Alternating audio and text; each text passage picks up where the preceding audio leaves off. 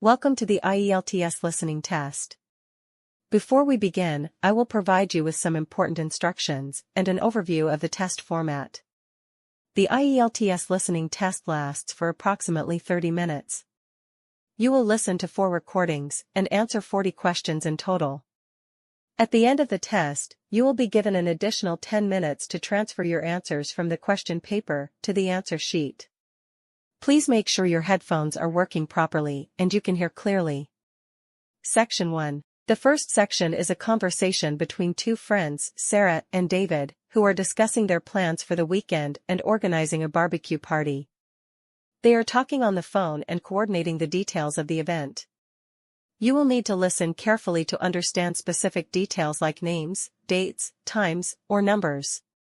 There are 10 questions in this section. Listen carefully and answer questions 1 to 10. Questions 1 to 5. Hi, Sarah. It's David. How's everything going? Hey, David. I'm good, thanks. How about you? Doing well, thanks. I was just thinking about the barbecue this weekend. Are we still on for Saturday? Yes, absolutely. Saturday works perfectly for me. What time should we start? I was thinking around 3 p.m. That sounds good. It gives us plenty of time to prepare everything. I'll get the grill ready, and we can start cooking around 4 p.m. Perfect. I'll bring some salads and drinks. What about the main dishes? Do you want to handle the meats? Sure, I can take care of that. I was thinking of grilling burgers, sausages, and maybe some chicken skewers. Does that sound okay? That sounds delicious. I'll also bring some vegetarian options for Kate. She's not eating meat these days. Oh, right. Good call. I'll make sure to get some veggie burgers as well. Is there anything else we need to organize? I think we should probably think about seating. Do you have enough chairs, or should I bring some extra? I've got about 6 chairs, but we might need a few more. How many people are coming again? Let me see.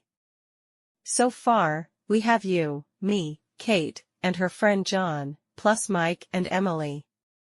That's 6 in total, but Emily mentioned she might bring a friend. Okay, so we might be looking at 7 or 8 people. I'll get the chairs sorted. Oh, and do you have any games or activities planned?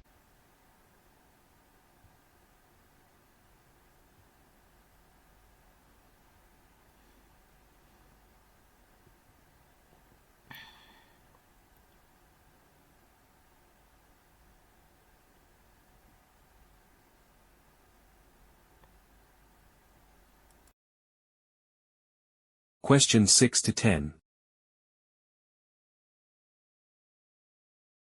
I was thinking of bringing a deck of cards, and we could also play some music. What do you think?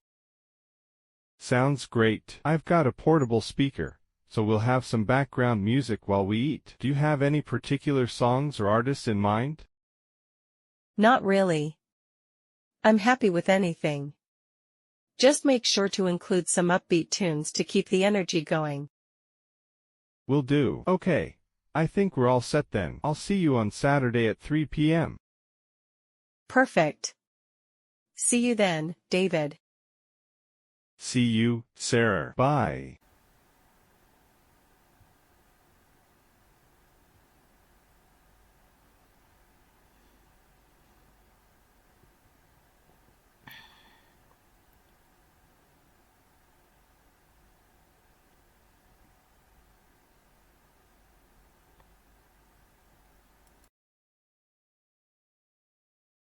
You will hear a woman giving information about a historical tour of a castle. First, you have some time to look at questions 11 to 16.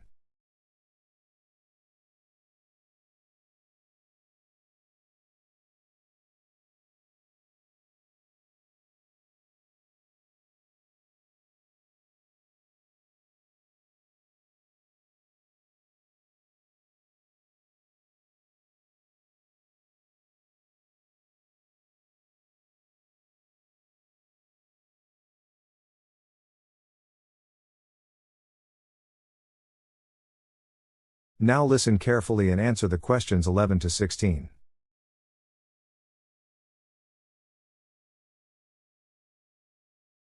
Good morning, everyone, and welcome to Kingswell Castle. My name is Sarah, and I'll be your guide for today's tour. Before we begin, I'd like to give you a brief overview of the history and layout of the castle, so you can appreciate what you're seeing as we go along.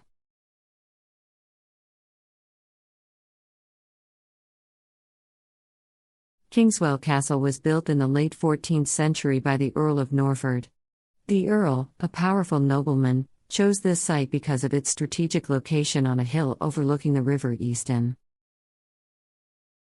Originally, the castle was much smaller than it is now, consisting of just the central keep and a few surrounding buildings. Over the centuries, it was expanded and renovated by successive generations of the Earl's family. One of the most significant additions was the Grand Banquet Hall, built in the early 16th century. It remains one of the most impressive parts of the castle today, with its vaulted ceiling and large stained glass windows. The hall was used for feasts, celebrations, and even important political meetings. Now, let me tell you a little bit about what you can expect on the tour today. We will start with the central courtyard, where the Earl's soldiers were trained. After that, we'll make our way to the chapel, which has some of the finest medieval paintings in the region. From there, we'll visit the kitchens, which have been restored to show what life would have been like for the servants who worked here. Finally, we'll head up to the battlements, where you can enjoy spectacular views of the surrounding countryside.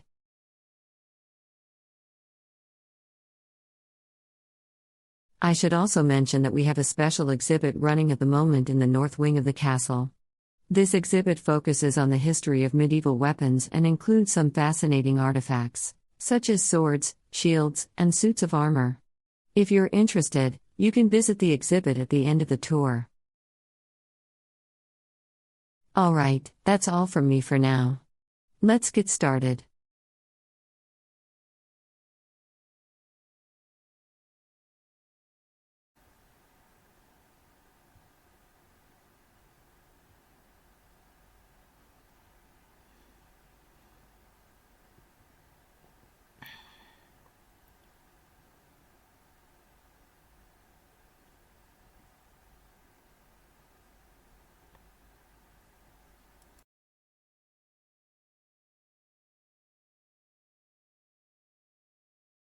Now answer the questions 17 to 20.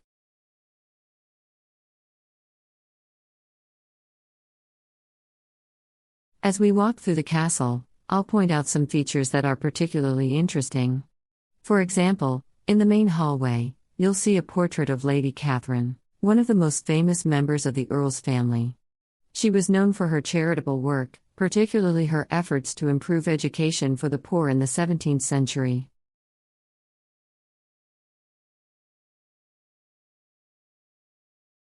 In the dining room, you'll notice the large wooden table. This table is original to the castle and was made from oak trees that were cut down in the nearby forest. It's over 500 years old and still in excellent condition. Now, one thing you should be aware of is that the staircases in the castle can be quite steep and narrow. Please take care when going up and down them, and if you have any mobility issues, let me know so I can assist you. If you have any questions during the tour, feel free to ask me at any time. I'm happy to share more details about the history and architecture of the castle. And don't forget to stop by the gift shop on your way out. We have a great selection of souvenirs, including books on the history of Kingswell Castle, as well as postcards, mugs, and even replicas of some of the weapons on display in the exhibit.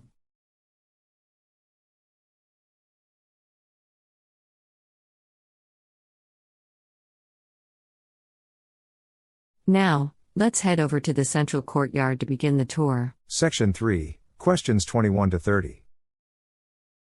You will hear a conversation between a professor and two students about specific research.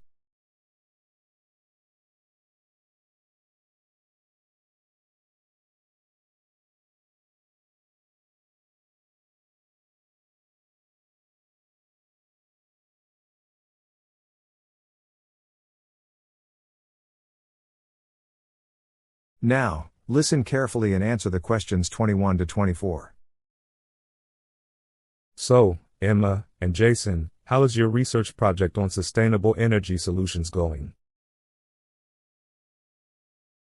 We've made good progress, but we're still working on a few areas. We've gathered data on different energy sources, but analyzing them is proving more time-consuming than we anticipated. Yes, especially when comparing solar and wind energy outputs. We've also started reviewing government policies on renewable energy. That sounds like a solid approach. Let's go through what you've covered. Could you summarize the key points from your research so far? Sure. For the solar energy data, we've been looking at 3 different countries: Australia, Germany, and Japan. For Australia, we found that the average solar energy output in kilowatt hours per square meter is 5.8. Germany's average is significantly lower, at 2.5, and Japan is somewhere in between at 3.9. Right, and in terms of costs, Australia's solar installations are the cheapest, averaging around $1.20 per watt. Germany's cost is higher, at $1.60, while Japan's cost is $1.50 per watt. Interesting. What about wind energy? Well, we looked at the same 3 countries. Australia's wind energy production is at an average of 8.1 megawatt hours per year per turbine. Germany, with its more extensive infrastructure, produces 5.6 megawatt hours, and Japan produces 4.3 megawatt hours.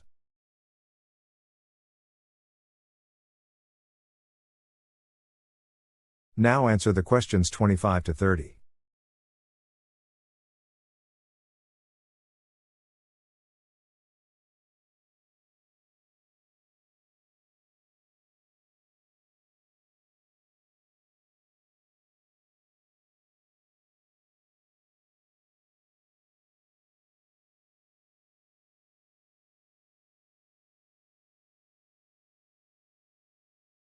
I see. Have you compared the policies and incentives from these countries as well?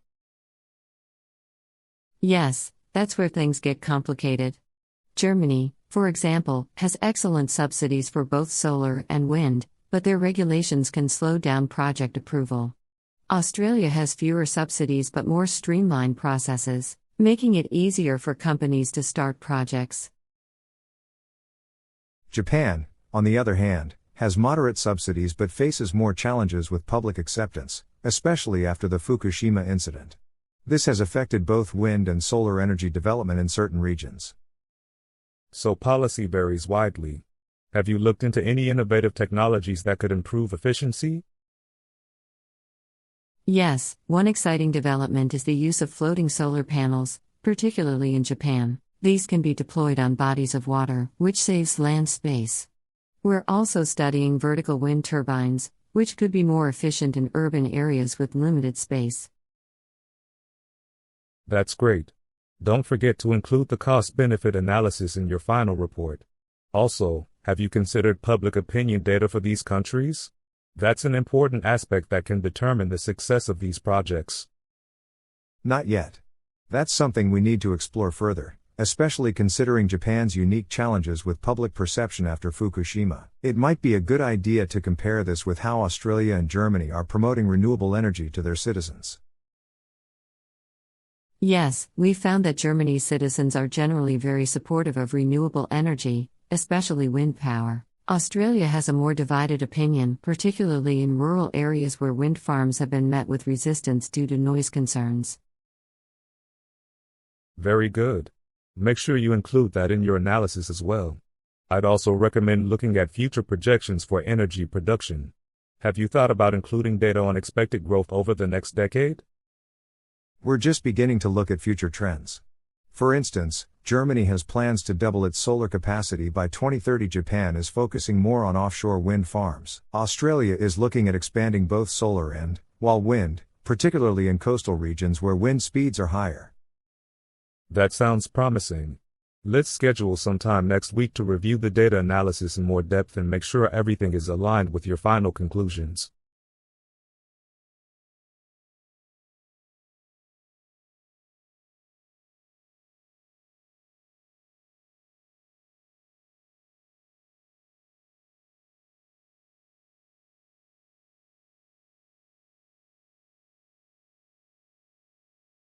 Section 4.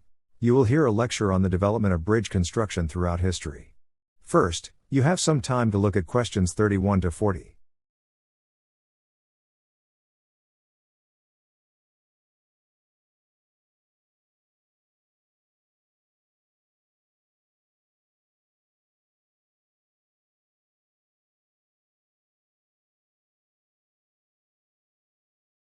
Now listen carefully and answer questions 31 to 40.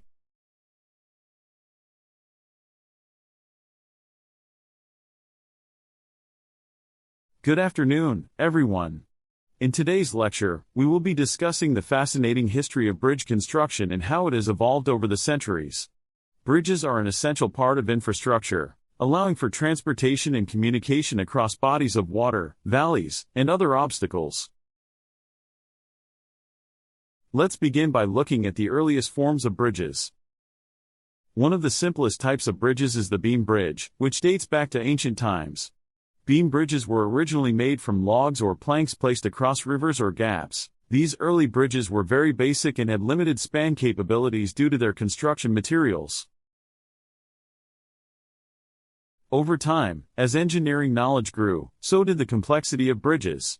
The arch bridge, first developed by the Romans, was one of the most significant advancements in ancient bridge design. The arch shape allowed the weight of the bridge and any traffic on it to be distributed evenly, which meant that arch bridges could span much greater distances than beam bridges. Many Roman arch bridges are still standing today, a testament to their durability and the genius of Roman engineering.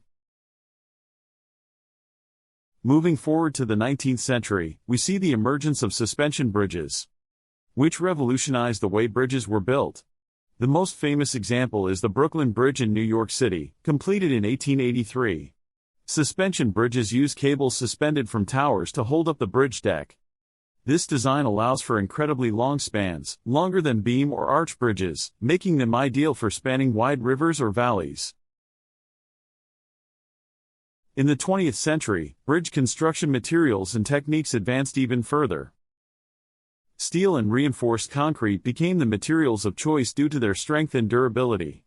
These materials allowed for the construction of massive bridges such as the Golden Gate Bridge in San Francisco, which is still one of the longest and most recognizable bridges in the world. More recently, in the 21st century, we have seen the development of cable-stayed bridges.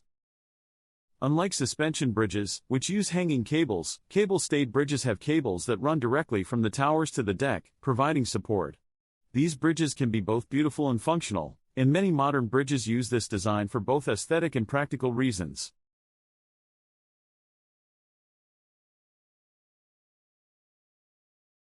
Now, let's take a closer look at how these different bridge types function.